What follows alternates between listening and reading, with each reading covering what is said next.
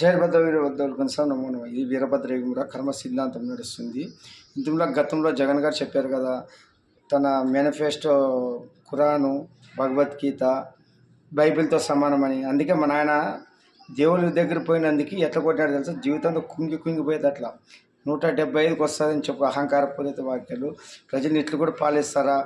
దోచుకో, దాచుకో, ఒత్తు బట్టలొత్తి డబ్బులేసి మేపి మనుషుల్ని సోమరిపోతులు చేస్తుంటే శివుడు ఏం చెప్పాడా?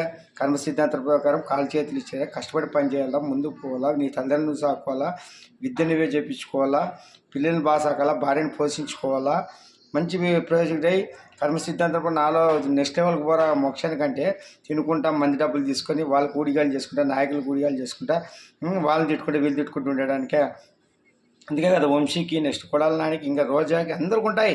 ఎవరు దృష్టిలో తప్పించుకున్నా మా నాయన ఎవరిని వదులుడు, నార తీస్తాడు.